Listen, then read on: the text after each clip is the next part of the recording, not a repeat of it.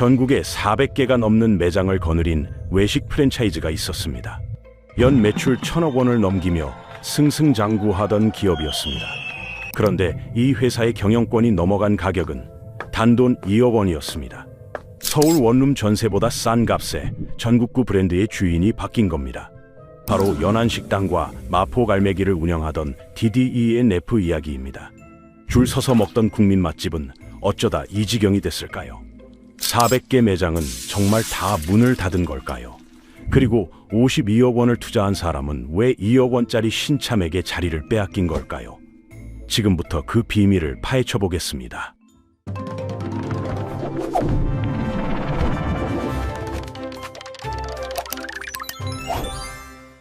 2024년 금융감독원 전자공시 시스템에 이상한 문서가 올라왔습니다. 전자공시 시스템이란 상장 기업들이 의무적으로 회사 정보를 공개하는 곳입니다. 투자자들이 믿고 참고할 수 있는 공식 문서가 올라오는 사이트인데요. 그런데 한 외식 프랜차이즈 회사의 공시에 상식적으로 이해되지 않는 내용이 적혀 있었습니다.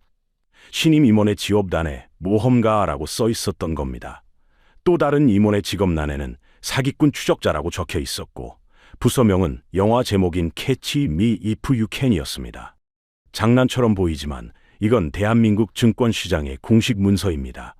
누구나 열람할 수 있고 투자 판단의 근거가 되는 자료입니다. 정상적인 기업이라면 상상도 할 수 없는 일이었습니다. 이 황당한 공시의 주인공은 바로 연안식당을 운영하는 DDE&F라는 회사였습니다. 연안식당이라는 이름을 기억하시는 분들이 많을 겁니다. 꼬막 비빔밥 하나로 전국구 프랜차이즈가 된 브랜드입니다.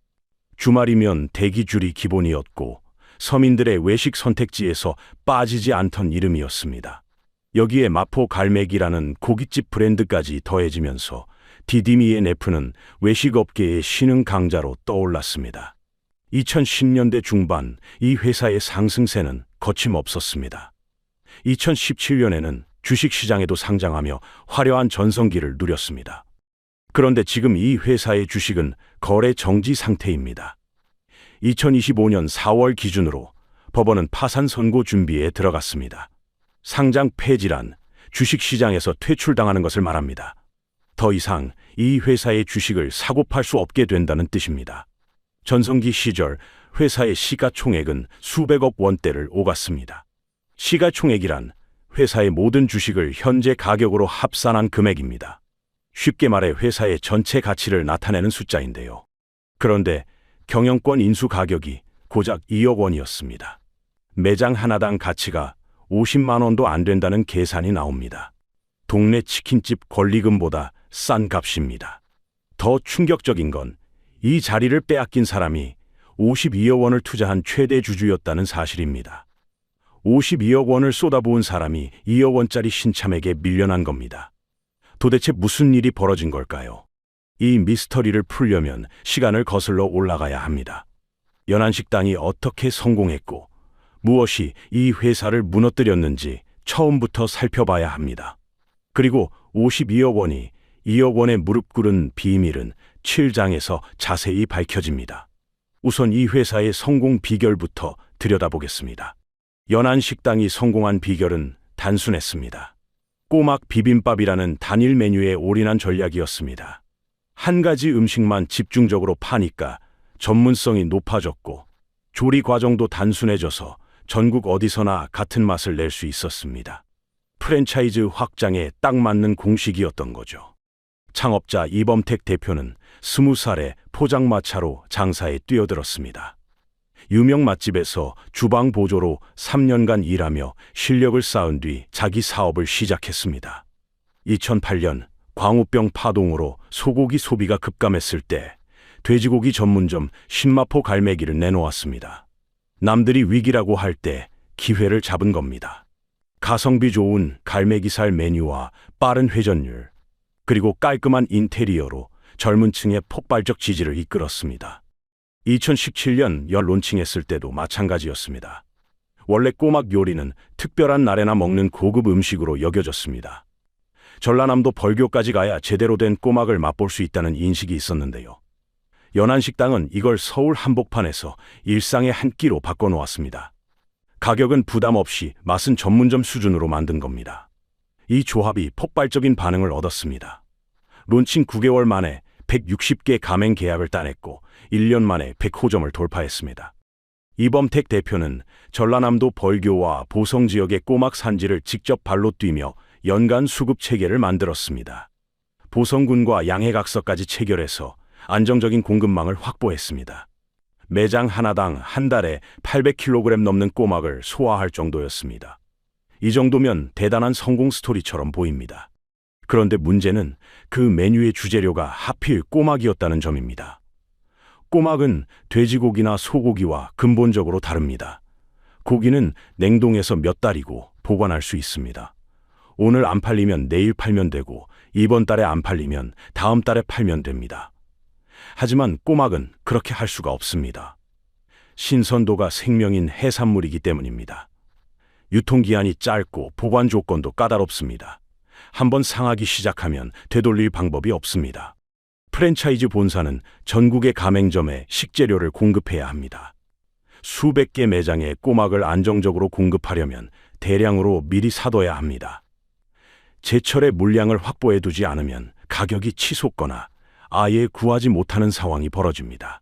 그래서 본사는 어쩔 수 없이 대량의 꼬막 재고를 확보해 둘 수밖에 없었습니다. 여기서 악몽이 시작됩니다. 만약 예상보다 손님이 적게 오면 어떻게 될까요? 돼지고기라면 냉동실에 넣어두면 그만입니다. 하지만 꼬막은 썩습니다.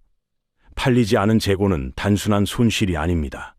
사들인 비용도 날리고 썩은 것을 버리는 폐기 비용까지 추가로 내야 합니다. 손해가 2배로 늘어나는 구조입니다. 유통기한 카운트다운이 시작되는 순간 본사는 딜레마에 빠집니다. 싸게라도 빨리 팔아야 하는데 가격을 낮추면 남는 게 없습니다. 그렇다고 버리자니 매입 비용에 폐기 비용까지 날아갑니다. 어느 쪽을 선택해도 손해인 구조가 만들어진 겁니다.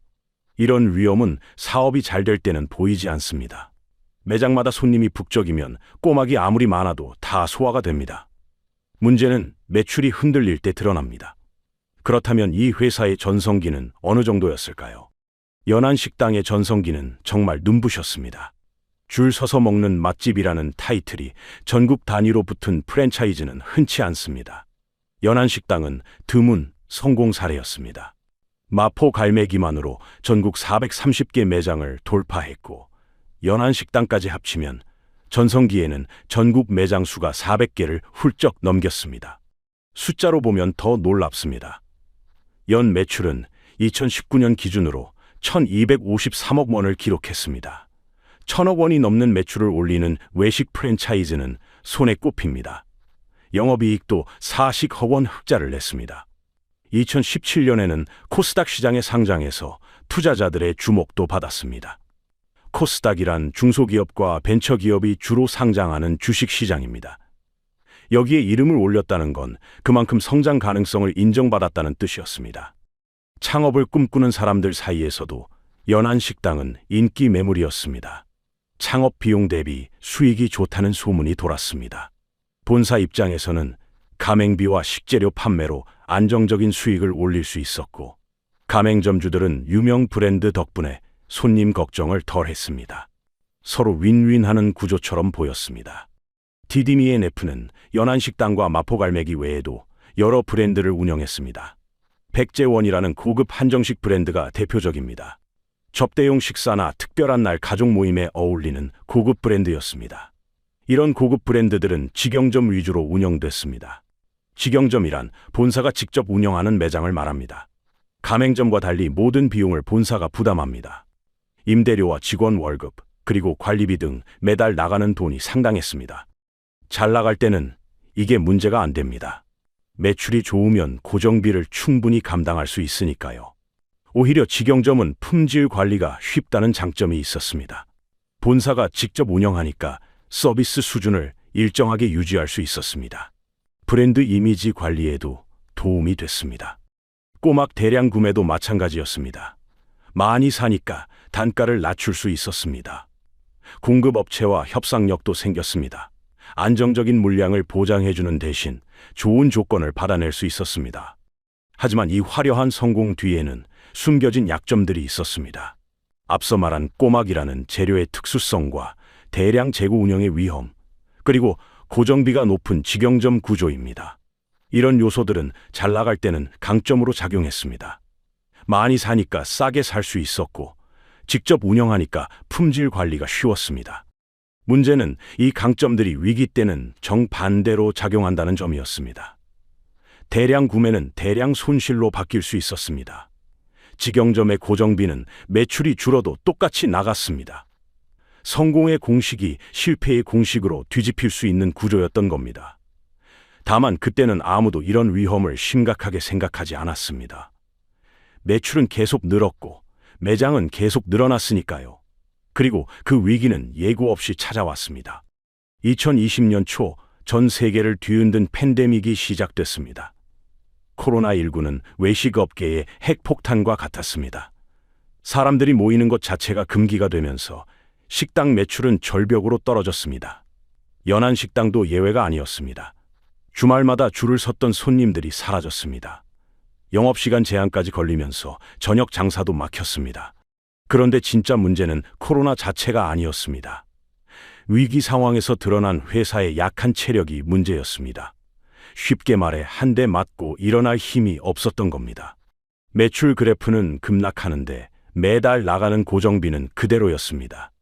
직영점 임대료는 손님이 반으로 줄어도 똑같이 내야 했습니다. 직원 월급도 마찬가지였습니다. 그 차이만큼 적자가 눈덩이처럼 불어났습니다. 여기에 이 장에서 말한 꼬막 재고 문제가 현실이 됐습니다. 손님이 안 오니 대량으로 사둔 꼬막이 창고에서 썩어갔습니다. 매장마다 수백 킬로그램의 꼬막이 폐기됐습니다. 숫자로 보면 더 처참합니다. 2019년에 1253억 원이었던 매출이 2020년에는 782억 원으로 떨어졌습니다. 1년 만에 34%가 증발한 겁니다. 영업이익은 더 심각했습니다. 전해에 44억 원 흑자를 내던 회사가 단숨에 112억 원 적자로 추락했습니다. 흑자에서 적자로 156억 원이 뒤집힌 겁니다. 이후로도 실적은 회복되지 않았습니다. 2021년 618억 원, 2022년 609억 원, 2023년 523억 원으로 매출은 계속 줄었습니다. 5년 연속 적자가 이어지면서 누적 손실은 680억 원을 넘겼습니다. 프랜차이즈 본사의 수입원은 크게 세 가지입니다. 첫째, 새로 가맹점을 열 때 받는 가맹비입니다. 둘째, 매달 가맹점 매출에서 일정 비율로 받는 로열티입니다. 로열티란 브랜드 사용료라고 생각하면 됩니다. 가맹점이 연안식당이라는 간판을 달고 장사하는 대가로 매달 본사에 내는 돈입니다. 셋째, 가맹점의 식재료를 팔아서 얻는 수익입니다. 코로나로 이 세 가지가 모두 막혔습니다. 불확실한 상황에서 누가 새로 식당을 열겠습니까? 창업 문의가 끊겼습니다. 기존 매장 매출이 반토막 나니 로열티 수입도 반으로 줄었습니다. 손님이 없으니 식재료 주문량도 급감했습니다. 심지어 버티지 못하고 문을 닫는 가맹점도 속출했습니다. 연안식당 가맹점 수는 2019년 218개에서 빠르게 줄어들기 시작했습니다. 돈이 들어오는 길은 막히고 나가는 길은 그대로인 상황이었습니다. 회사의 곳간이 빠르게 바닥을 드러냈습니다. 현금이 없으면 회사는 돌아가지 않습니다. 직원 월급도 못 주고 거래처 대금도 못 주면 사업 자체가 멈춥니다. 이 상황에서 경영진이 내린 결정이 본사 건물 매각이었습니다. 2021년에 인천 남동구에 있던 본사 사옥을 82억 원에 팔았습니다. 급한 불을 끄기 위한 조치였습니다. 회사가 쓰던 건물을 팔아서 현금을 마련한 겁니다. 여기까지는 어쩔 수 없는 선택이었다고 볼 수 있습니다. 위기 상황에서 자산을 처분해 현금을 확보하는 건 교과서적인 대응이니까요. 진짜 문제는 그 다음이었습니다. 본사 건물을 팔아 82억 원을 손에 쥔 경영진은 이 돈을 어디에 썼을까요? 사업을 살리는 데 써도 모자랄 판이었습니다. 새 메뉴를 개발하거나 배달 시스템을 구축하거나 가맹점을 지원하는 데 썼어야 했습니다. 코로나 시대에 맞게 사업 모델을 바꾸는 데 투자했어야 했습니다. 그런데 회사는 송도에 있는 땅을 샀습니다. 심지어 빚까지 내서 180억 원짜리 부동산을 매입했습니다. 장사가 안 되는 상황에서 부동산 투자에 뛰어든 겁니다. 메뉴 개발이 아니라 땅 쇼핑을 선택한 거죠. 경영진의 판단은 이랬을 겁니다. 부동산 가격이 오르면 시세 차익을 남길 수 있다고 생각했을 겁니다. 본업이 어려우니 부동산으로 한 방 노려보자는 계산이었을 겁니다. 하지만 이건 외식회사가 할 일이 아니었습니다. 2008년 세계 금융위기 때 맥도날드가 보여준 행보와 정반대였습니다. 당시 맥도날드도 매출이 크게 흔들렸습니다. 그런데 이 회사는 위기 속에서 오히려 본업 강화에 올인했습니다. 매장을 새로 꾸미고 맥카페라는 커피 브랜드를 도입했습니다. 메뉴도 다양화했습니다. 단기적으로는 비용이 들었지만 위기가 지나고 나서 더 강한 브랜드로 살아났습니다. 디디미앤에프는 그 반대 길을 걸었습니다. 설상가상으로 송도 땅을 산 타이밍은 최악 중의 최악이었습니다. 2022년은 한국 부동산 시장이 가장 높은 가격을 찍고 내려오기 직전이었습니다. 제일 비쌀 때 사버린 겁니다. 부동산 투자의 기본 원칙은 싸게 사서 비싸게 파는 겁니다. 그런데 이 회사는 정반대로 했습니다. 곧이어 금리가 급등하기 시작합니다. 금리란 돈을 빌릴 때 내는 이자율입니다. 한국은행이 물가를 잡기 위해 연속으로 금리를 올렸습니다.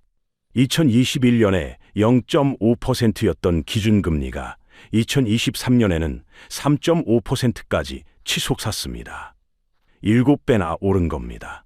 금리가 오르면 부동산 가격은 내려갑니다. 왜 그럴까요? 대부분의 사람들이 빚을 내서 부동산을 사기 때문입니다. 이자가 오르면 매달 내야 하는 돈이 늘어납니다.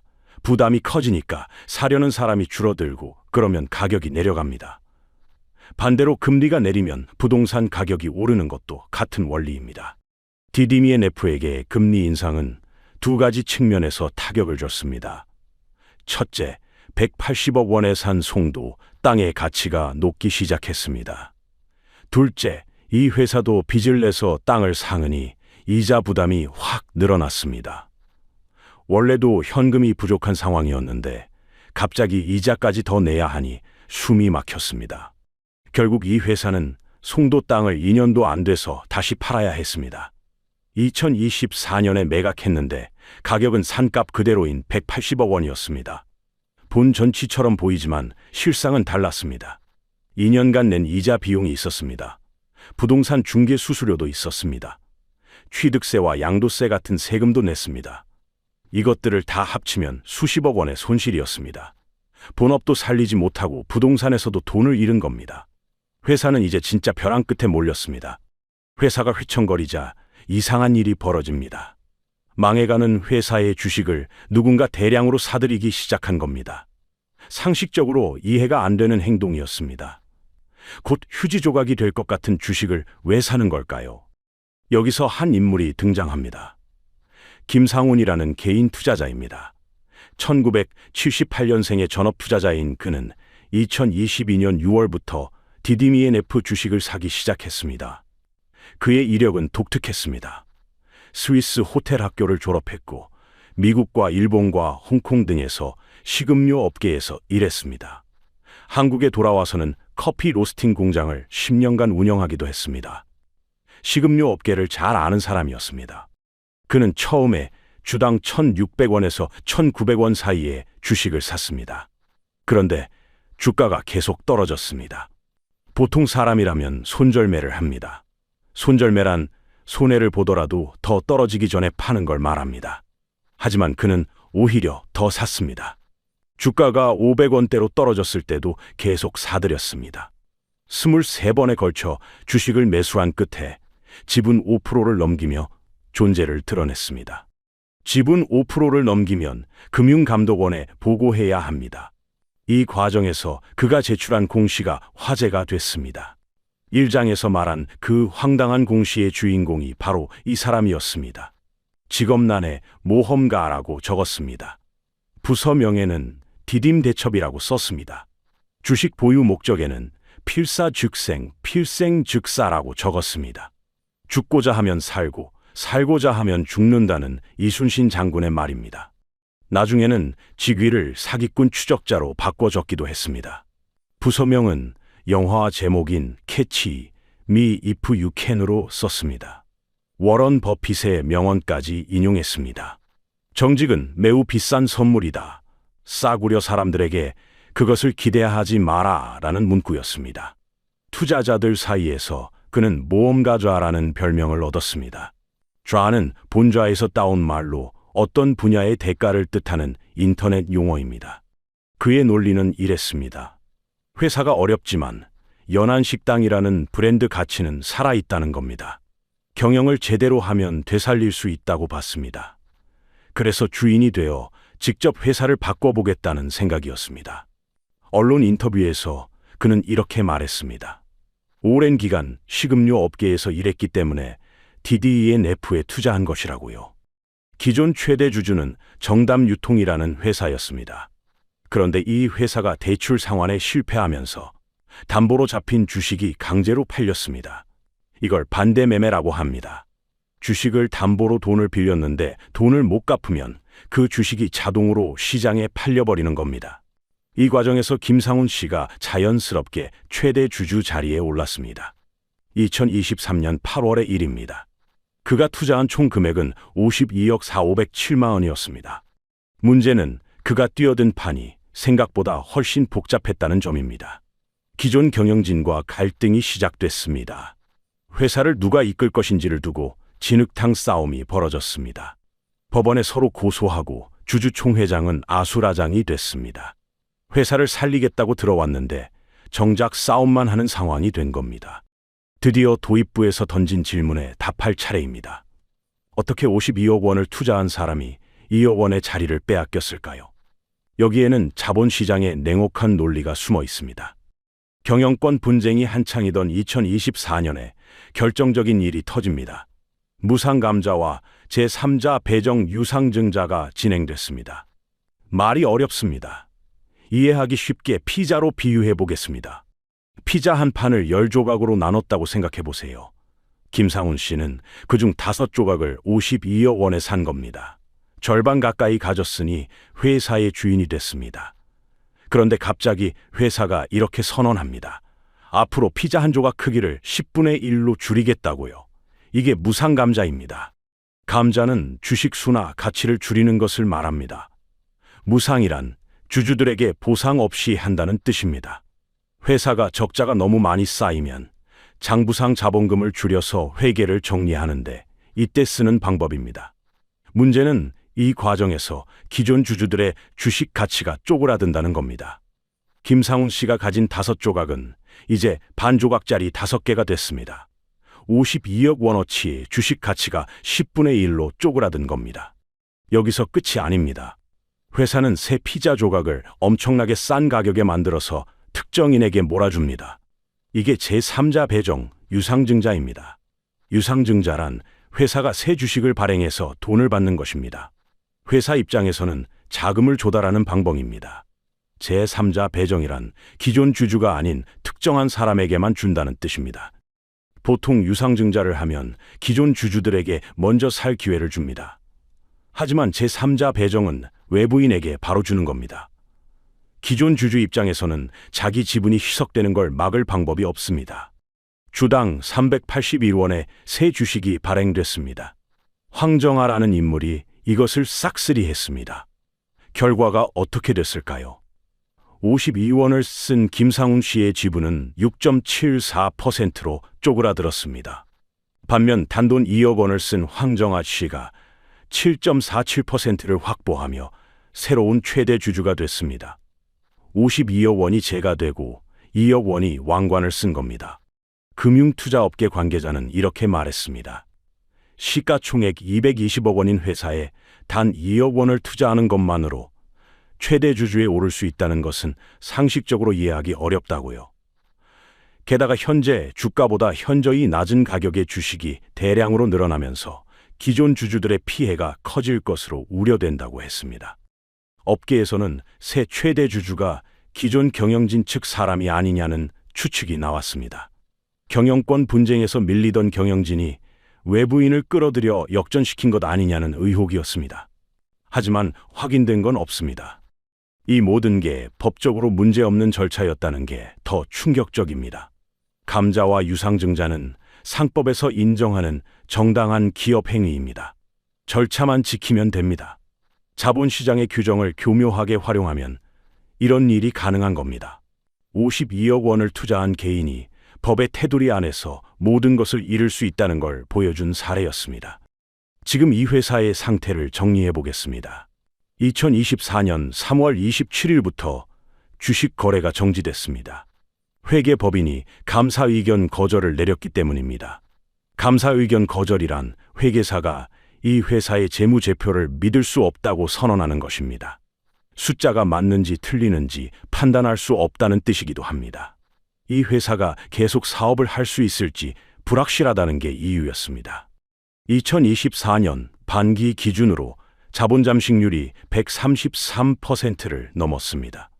자본 잠식이란 회사의 빚이 가진 재산보다 많아진 상태를 말합니다. 100%가 넘으면 완전 자본 잠식이라고 하는데 사실상 회사의 가치가 마이너스라는 뜻입니다. 133%라는 건 가진 재산을 다 팔아도 빚을 못 갚는다는 얘기입니다. 2024년 12월에는 회사 이름이 DDMENF에서 선샤인 푸드로 바뀌었습니다. 새 출발을 하겠다는 의미였을 겁니다. 하지만 이름을 바꾼다고 문제가 해결되지는 않습니다. 2025년 4월 기준으로 법원은 파산 선고 준비에 들어갔습니다. 채권자들이 낸 파산 신청에 대해 법원이 요건을 충족했다고 판단한 겁니다. 채권자들이 청구한 금액은 1억 3,738만 원이었습니다. 이 정도 금액도 갚을 능력이 없다는 게 확인된 겁니다. 그렇다면 도입부에서 던진 질문에 답해 보겠습니다. 400개 매장은 정말 다 문을 닫았을까요? 전부 문을 닫은 건 아닙니다. 하지만 거의 다 사라졌습니다. 연안식당 가맹점은 2019년 218개에서 2023년 33개로 급감했습니다. 2025년 2월 기준 홈페이지에 등록된 매장은 고작 20곳입니다. 전성기에 10분의 1도 안 남은 겁니다. 직영점도 2022년 20개에서 2024년 9개로 줄었습니다. 이 사건을 돌아보면 몇 가지 분기점이 보입니다. 첫째, 꼬막이라는 재료가 가진 구조적 위험을 제대로 관리하지 못했습니다.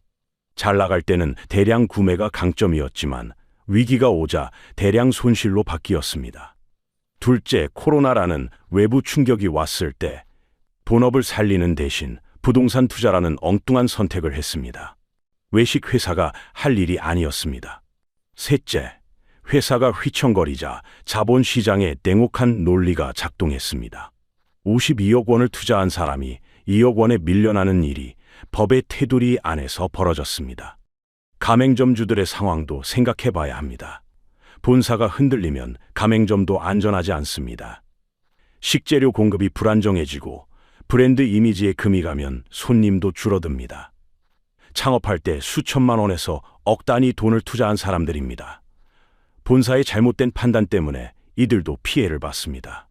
연안식당과 마포갈매기 간판은 여전히 거리 곳곳에 남아 있습니다.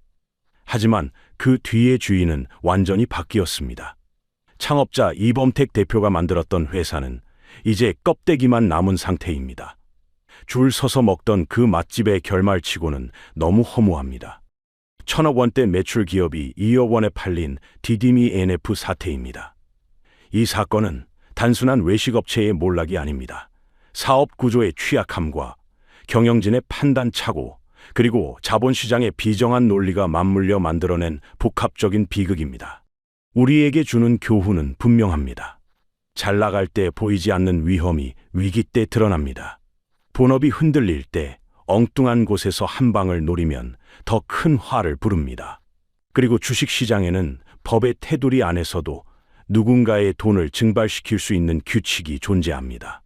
여러분은 이 사태를 어떻게 보시나요? 경영진의 판단 착오가 가장 큰 문제였을까요? 아니면 자본시장의 구조 자체가 문제일까요? 댓글로 의견을 남겨주시기 바랍니다. 다음 편에서는 승승장구하던 또 다른 프랜차이즈의 숨겨진 민낯을 파헤칠 예정입니다. 우리가 매일 지나치는 간판 뒤에 어떤 이야기가 숨어 있는지 궁금하시다면 지금 바로 구독 버튼을 눌러주시기 바랍니다. 이 채널은 기업의 화려한 겉모습 뒤에 감춰진 진실을 파헤칩니다. 구독과 알림 설정을 해두시면 다음 이야기를 가장 먼저 만나볼 수 있습니다. 다음 영상에서 뵙겠습니다.